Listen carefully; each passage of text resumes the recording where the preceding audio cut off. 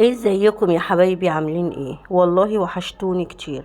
النهارده هنعمل ديكور حلو جدا جدا للعيد. كل سنه وانتم طيبين، بعود علينا الايام بخير يا رب. الديكور اللي هنعمله بمرايه واي خيوط موجوده عندك. انا كان موجود عندي خيوط الخيش، عملت بيها. ممكن خيط مكرميه، خيط صوف. الفكره ديت يعني، بس خيط الصوف حطي كذا واحده مع بعض. زي ما انتوا شايفين كده، انا جبت الخيط ولفيته على قد اي كارت، اي كرتونة عندك. بس اهم حاجة اللي انا عايزة الخيوط مقاس واحد. وزي ما انتوا شفتوا كده، هنعمل اول عقدة من عقد المكرمية. اديني ماشية معاكم بالراحة. العقدة سهلة جدا وبسيطة جدا. زي ما انتوا شايفين كده، هنتني الخيط بالشكل دوت، ونقوم مدخلينه في الفتحة الصغيرة كده بنفس الطريقة دي. اهم حاجة نظبطها ونخليها جنب بعض بالشكل ده عشان تطلع عندي الخيوط كلها مظبوطة. لو لسه مكملة معايا ما تنسيش تعملي اللايك، ولو بيعجبك محتوايا وافكاري ما تنسيش تعملي الاشتراك في القناة وتفعيل زر الجرس عشان يوصلك اي جديد. وزي ما انتوا شفتوا كده، انا عملت الخيط اللي انا قسته على مقاس دوران المراية كله بالشكل دوت. شايفين؟ ومعايا قطعة خيش كده صغيرة او قطعة قماشة، بس الخيش بيبقى حلو جدا عشان بيثبت في الشمع كويس جدا. وهبتدي اغرقه بالشمع زي ما انتوا شايفين كده، واثبته على طروف المراية. الطريقة ديت بتثبت المراية جدا جدا، وبتخليها متينة كده. يعني حتى علقتيها في الحيطة ما بتفلتش من الخيوط ولا بتقع ولا اي حاجة. زي ما انتوا شفتوا كده، هثبته كويس على طرف المراية كله بالشكل ده. وهجيب الخيوط اللي انا عملتها واثبتها برضو بالشمع. احط شوية شمع حلوين كده على طرف المراية. الديكور ده ترندي جدا، وزي ما انتوا شايفين بيتباع غالي. فاحنا بحاجات بسيطة قدرنا نعملها.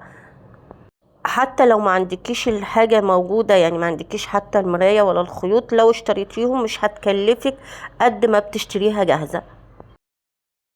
هبتدي الف بقى الخيوط اللي انا عملتها حوالين المراية. بس اهم حاجة اللي انا احط شوية شمع حلوين كده عشان الخيوط تثبت معايا كويس. واهم حاجة كمان ان الشمع يبقى سخن معايا جدا. ومعايا ضفيرة برضو ضفرتها من خيط الخيش، هبتدي احطها بالشكل دوت. ممكن كمان المتاح عندك، يعني مثلا لو عندك شريط لولي اللي هو الخرز الخشب ممكن تحطيه. بس انا قلت اعمل الضفيرة واحطها بالشكل دوت. هبتدي بقى انضف المراية بالشكل دوت من بواقي الشمع.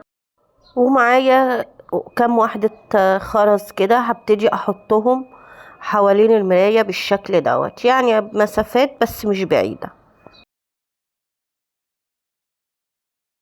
وبكده المراية خلصت من قدام. هنبتدي بقى ايه نقفلها من ورا.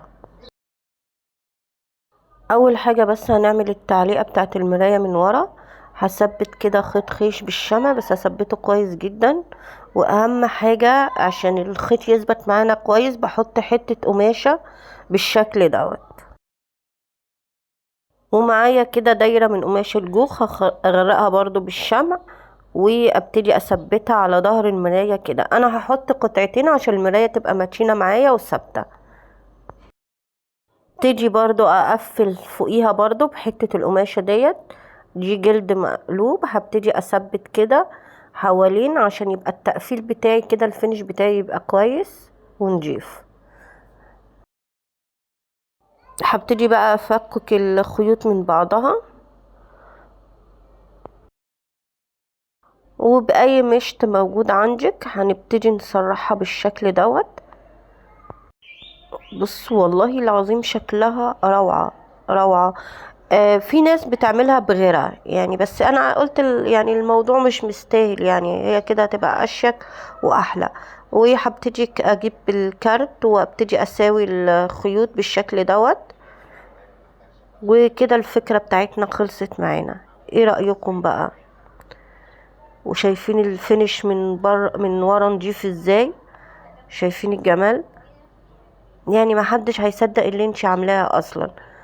وادي كده لما علقناها. ايه رأيكم بقى؟ استاهل كام لايك؟